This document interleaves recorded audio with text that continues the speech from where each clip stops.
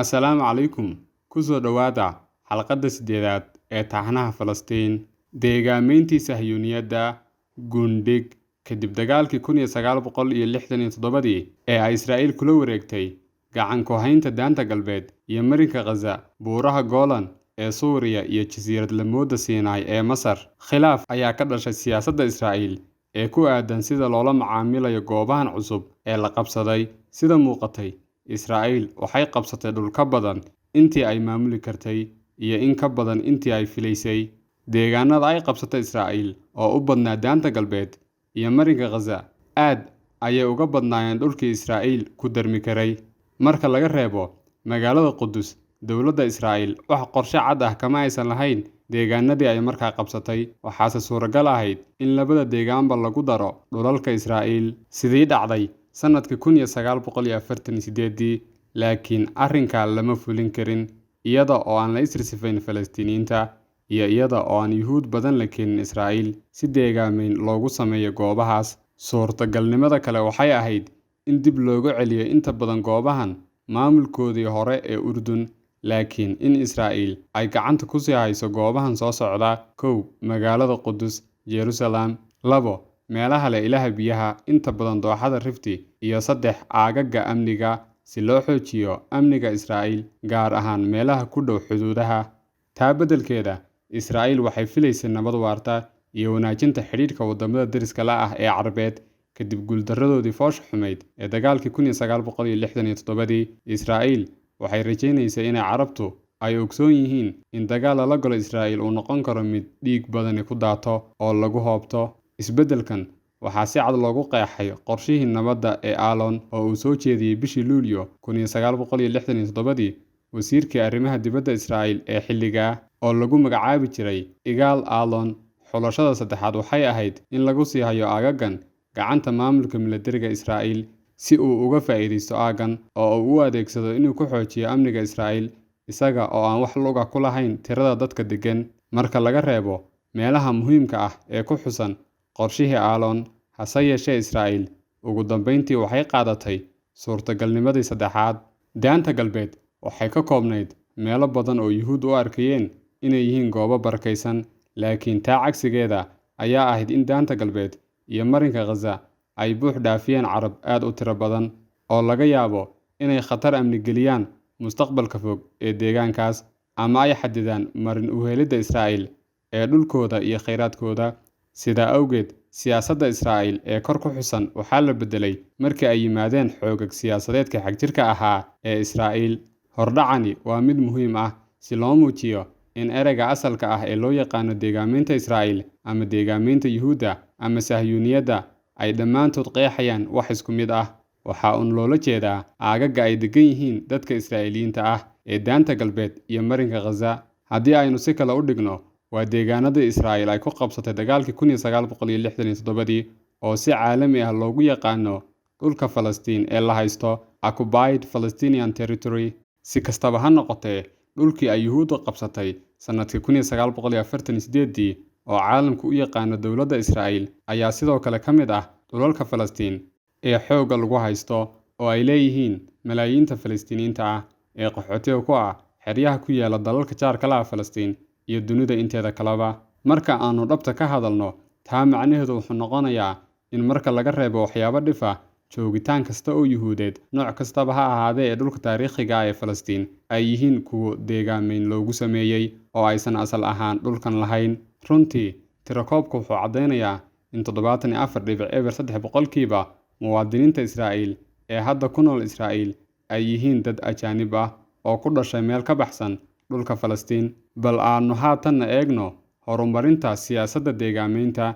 Intii lagu guda jiray 10kii sano ee u horreysay ee ay Israa'iil dhulkan qabsatay, waa intii u dhaxaysay sanadadii 1967 ilaa 1977, xisbigii shaqaalaha ee xukumayay Israa'iil wuxuu deegaameyn u sameeyey Yuhuud sida ku xusan qorshaha aan soo sheegnay ee Allon.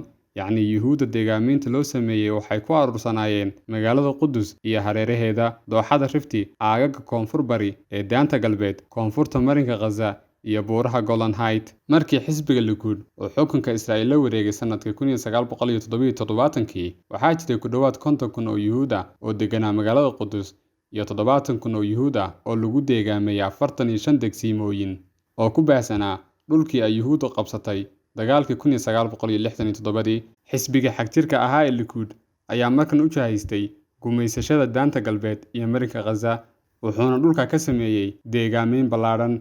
Likud wuxuu markan qaatay waxa loogu yeedho Master Plan for the Development of Settlements in Judea and Samaria sanadadii u dhaxeeyay 1979 ilaa 1983, taasoo sii xoojisay sida ay lagama maarmaanka u tahay in la helo goobo fara badan oo Yuhuudda deegaameyn cusub loogu sameeyo oo ka baxsan dhulkii ay Yuhuuddu gacanta horay ugu haysay, iyo in magaalooyin laga dhiso 3 meelood oo muhiim ah, kuwaasoo kala ahaa: 1.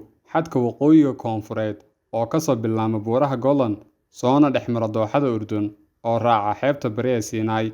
2. waddada ballaadhan ee ku wareegsan magaalada Qudus. 3. dhulalka janjeedha ee Falastiiniintu degan yihiin ee galbeedka bartamaha Samaariyan oo ah wadnaha dhulkan, yacni qaybta koonfur galbeed ee Daanta Galbeed. Qorshahan dejinta xisbiga Likud wuxuu dejiyay hanaan ballaadhan oo degsiimooyin kuwaasoo carqaladeeyay sii jiritaanka dhulka Falastiin. Intii lagu guda jiray 1980-yadii, waxqabadyadii deegaameynta ahaa ee Yuhuuddu waxay u dhaxeeyeen celcelis ahaan 1,000 ilaa 2,000 oo cutubyo guryo ah sanadkiiba, marka lagu daro maalgashiga dowladda ee kaabayaasha waaweyn. Tiradii dadka Yuhuudda ahaa ee lagu deegaameeyay dhulka Falastiin ayaa si aad ah kor ugu kacday intii lagu guda jiray 1980 iyo horaantii 1990-yadii. Sanadkii 1985 waxaa laga tiriyay Daanta Galbeed oo keliya, marka laga reebo bariga magaalada Qudus, 42,000 oo qof oo Yuhuud ah. Sanadkii 1990-kiina tiradaasi waxay gaadhay 76,000 oo qof oo Yuhuud ah oo ku kala baahsanaa 150 degsiimo. Sanadkii 1995-kiina tirada dadka Yuhuudda ah ee lagu deegaameeyay deegaamadan waxay korortay ugu yaraan 145,000 oo qof oo Yuhuud ah. Mar kale, tiro-koobkan kuma jirto deegaameyntii Yuhuudda loogu sameeyay magaalada Qudus. Tirooyinkan kor ku xusan waxay muujinayaan in siyaasaddan dejinta ballaadhan ah ee ay qaateen xagjiriintii Likud sanadkii 1977 ay noqotay siyaasad hirgashay oo Israa'iil. Xukuumadihii xigay ee shaqaaluhuna arrintan waxba kama aysan bedelin. Waqtigii 1991 ka dambeeyay, waxay Yuhuuddu samaysay barnaamijyadii deegaameynta ahaa ee ugu xooga badnaa abid xilliyadii dowladihii shaqaalaha ee Israa'iil. Arrinta labaad ee halkan aanu ku xusayno ayaa ah in damcii Israa'iil ee ahaa in dadka Yuhuudda ah dhulka Falastiin looga abuuro xaqiiqooyin mala-awaal ah uu saameeyay dhulal hor leh oo Falastiin, gaar ahaan intii lagu guda jiray wadahadalladii nabadda. Intii lagu guda jiray shirkii nabadda ee Madrid ee sanadkii 1991 iyo wadaxaajoodkii tooska iyo qarsoodiga ahaa ee lala yeeshay ururkii xoreynta Falastiin PLO ee mustaqbalka Daanta Galbeed iyo Gaza, Israa'iil waxay ku adkaysatay joogitaankeeda Yuhuudda ee aaggaas si looga dhigo mid aan macquul ahayn in laga abuuro dowlad Falastiin oo juqraafi ahaan iyo dad ahaan midaysan. Israa'iil waxay kordhisay tirada dadka la dejiyay dhulkan oo markii hore ahayd 76,000 oo qof ka hor wadahadallada, iyadoo ka dhigtay 145,000 oo qof intii ay socdeen wadahadalladu. Yacni 5 sano gudahood, Israa'iil waxay labanlaabtay tirada dadka Yuhuudda ahaa ee ay ku qaadatay 23 sannadood in ay aruuriso. Qaybtii 8aad ee taxanaha Falastiinna maanta intaa ayay nooga eg tahay. Ugu dambeyntii, haddii aad muuqaalkan ka heshay, fadlan like saar, lana wadaag asxaabtaada. Wasalaamu calaykum waraxmatullaahi wabarakaatu.